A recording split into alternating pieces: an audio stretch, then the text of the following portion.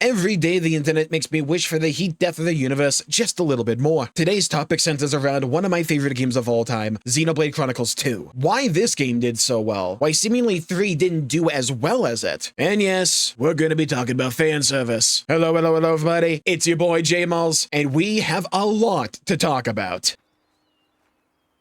Here's where we begin, and like every tragedy, it starts with a tweet. We, as a society, moved on from Xenoblade Chronicles 3 too quickly. Now, I would agree with this because Xenoblade 3 is a phenomenal game, but my main takeaway as to why a lot of conversation kind of died down for it is because, well, it's a niche JRPG, and it's been a few years since it came out. It's natural for conversation to die down on Twitter, especially in an internet that is moving topic to topic at a lightning pace. But unfortunately, that isn't where the conversation ended. There were quite a few takes that basically boiled down to Xenoblade 3 didn't sell as well and isn't still talked about as much as Xenoblade 2 because Xenoblade 3 moved away from the fan service that was very prominent in Xenoblade 2. Now, this isn't a conversation that's really unique to Xenoblade, at least when it pertains to fan service. But unfortunately, this conversation just gets very polarizing and also very heated. And I think the actual answer lies somewhere in between in the nuance of it all. Yes, I do think the visual design and aesthetic of Xenoblade 3 had some kind of impact as to why it had lesser sales compared to Xenoblade 2. It's not the only reason, but I do think it's a slice of the pie. Why do I say this? Well, the character design in Xenoblade 2 is just very eye-catchy, and it's not just because Pyra and Mithra have big boobs. I think the designs in Xenoblade 2 compared to 1 and 3 are just more unique and also colorful and eye-catchy overall. I don't think that makes the character designs in 1 and 3 necessarily worse. It's just a matter of what appeals to more people. And while some people would say that is a qualifier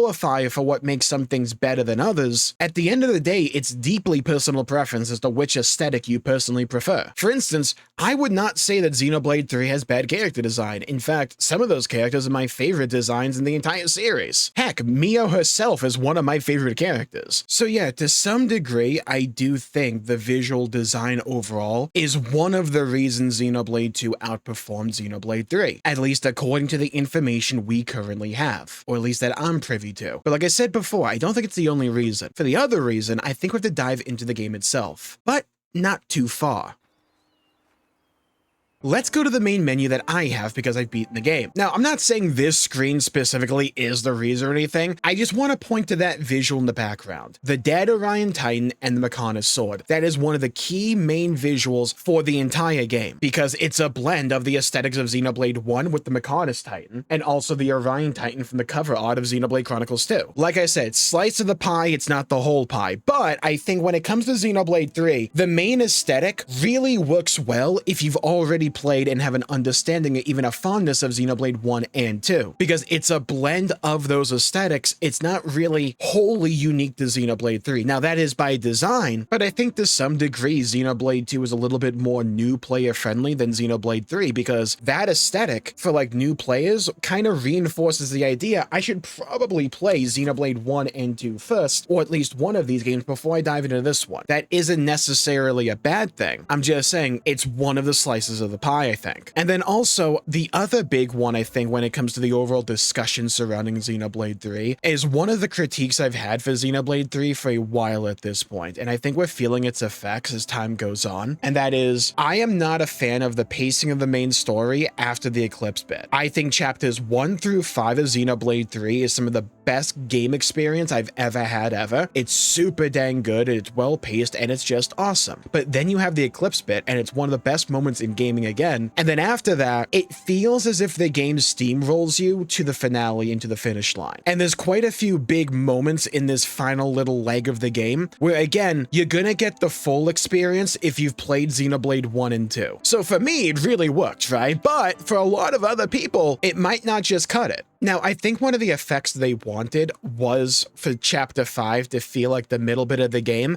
because you would do a bunch of side content after this point. So while the main story wouldn't be necessarily as long as Chapters 1 through 5, the Eclipse would still feel like the middle bit because of all the side content you would do. Not everyone's going to do that, though. And I think for a lot of people, myself included, when you get to the Eclipse bit, it feels like the halfway point of the game, but in actuality, it's like the 75%, 80% mark, and you can really rush to the end. Now, you can argue Xenoblade 2 also has a pacing issue when it comes to certain sections feeling very slow, but I think this is one of the advantages Xenoblade 2 has when it comes to longevity over Xenoblade 3. When you have certain sections that just feel a bit too long for some people, like the more ordained section with Tora in Xenoblade 2, slow bits like that can work so long as the payoff down the line is worth it. And I think for a lot of people, the characters in Xenoblade 2 are a massive standout, and they love those characters, and because of that, people have a lot of fond memories for Xenoblade 2. But when the game goes through certain key sections, especially when it's like the finale bit a bit too fast, that can impact people's enjoyment of the finale and just the overall experience. And I think having a really amazing ending can do a lot for a game's longevity. But if that's compromised because you kind of get to it a bit too quickly, well, then people are going to put down the controller and they may not pick it up again, or might not stick with them as well as like Xenoblade 1 and 2. Again, this is going to vary person to person. I'm just speaking generally here when it comes to why some people would probably view Xenoblade 2 more fondly over time compared to 3. I just think having certain sections feel a bit too long compared to others is preferable for the general audience compared to having the last leg of your game feel like it went by too quickly. And I think as a direct result of that pacing, the villains in Xenoblade 3 just don't hit as hard, in my opinion, as like Malos, Jin, and Amalthus from 2. That pacing has a direct impact on a bunch of different elements throughout these final chapters. Now, why am I putting so much importance on like some of these visual and story elements? Why have I not talked about the gameplay? Well, I think it's for a very simple reason. I think overall, I have my preference. I prefer 2's combat. I think for a general audience though, Xenoblade 2 and Xenoblade 3 is more of a lateral move when it comes to combat. I think both games kind of have the problem where unless you understand the combat system, if you're just somebody new looking at Xenoblade combat, you're probably not going to understand what the heck's going on. It's very visually cluttered, and this is kind of the case for like every Xenoblade game. You could probably argue one to a lesser degree, but even then, there's just like a lot going on in the screen. There's a lot going on in your ears. Unless you can read Xenoblade very well, it can be hard to parse what's going on, which is why I think for a lot of people, when it comes to a general audience,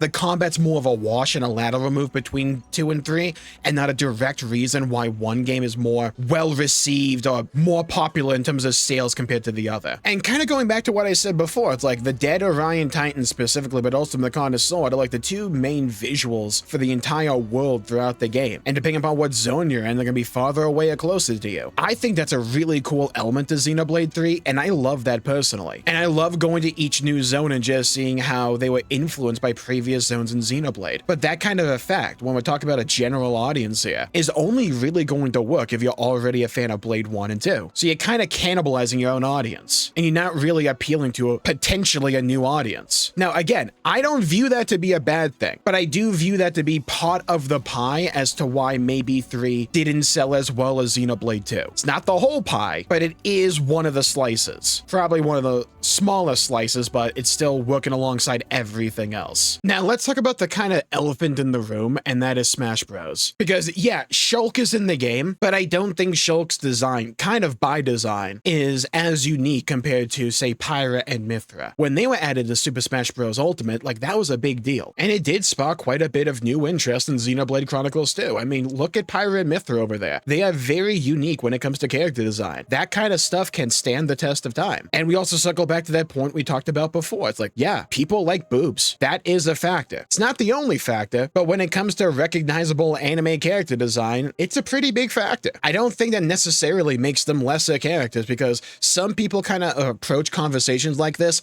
with that implicit assumption where it's like, oh, people only like characters like Pyra and Mythra because their boobs are big. And no, I think if you play Xenoblade 2 and you're actually a fan of these games, it goes way deeper than that. Like, their character stories are great, especially the stuff we got in like Torna for Mythra. But like, even when you look at my party here, it's like, yes, with the blades as well on top of this, visually way more eye-catching. They're way more colorful, way more unique and distinct compared to everything else. And I think that's kind of one of the benefits of like the blade system, where you just have all these different like character archetypes just thrown into the one game. And this game just has a unified sense of charm, even when it comes to the main menus and all the art they throw in your face. There's a lot of charm and personality in Xenoblade 2, and I'd argue the menus are way more more eye-catching as well compared to like Xenoblade 3. It's a small detail, but it's a detail nonetheless. I would also personally argue I think zone design is just more visually appealing in Xenoblade 2 compared to 3, and oftentimes it can still feel more grandiose and diverse compared to Blade 3. Some people are going to prefer how Blade 3 handles it. That is completely fine. I'm just saying when it comes to a general and wider audience, I think these details matter. But this segues nicely into another conversation that I want to have here.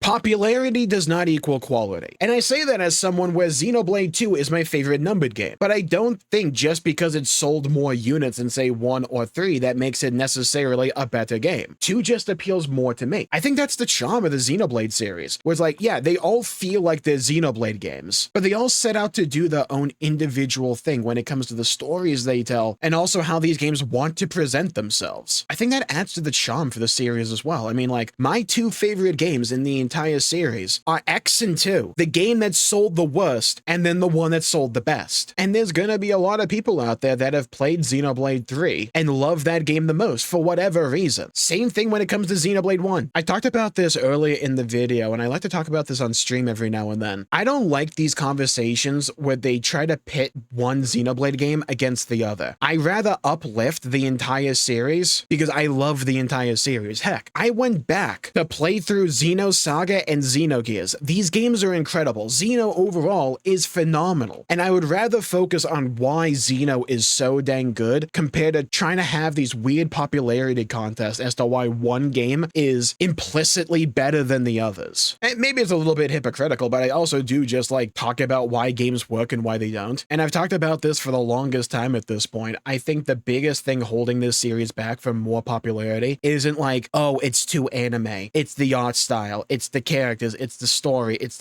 none of that. For me, it's simply the gameplay, because of what we talked about earlier. When I talked about Xenoblade 3 and Xenoblade 2, I think for general audiences, gameplay-wise is more of a lateral move. Maybe it edges towards Xenoblade 2 a little bit, but I think it's mostly a lateral move. But I think if Monolith and Nintendo wanted to appeal to way more people, adjusting the game to feel more snappy, more responsive, having art with quicker cooldowns, or just faster and snappier animations overall, having the game to be way easier on the eyes and be able to like parse out what's going on in the midst of combat, including for like people that have never played or touched any of these games before. Tone down the noise, tone down the visual clutter a lot, make the gameplay feel way more snappy. I don't think it requires a complete overhaul of the game's mechanics or anything like that. I don't think you have to make the game like Elden Ring. I think simple changes like that here and there can go a very long way. I think the better conversation to have really is, should Xenoblade even try to do that? We have seen series before try to appeal to more general and wider audiences, and they kind of watered down the components that made people fall in love with them to begin with. Is it worth it for a series like this? And I think when it comes to the visual presentation, the way these games tell stories, I would approach that saying no, they shouldn't really change their core identity of how they tell stories, how they create characters, how they develop characters, because I think when it comes to Xenoblade 1, 2, 3, and X, and we go even back to like Xenosaga and Xenogears, this crew of writers are elite. I love the worlds they create. That stuff should be preserved. I wouldn't mind seeing some gameplay changes here and there, but I don't want to see them just try to chase the new like big trends going on in a desperate attempt to become more popular, because when you do so, you lose your own identity. I think going forward, being able to keep the Xenoblade identity will be an important thing to balance alongside any new changes that are made to the existing formula.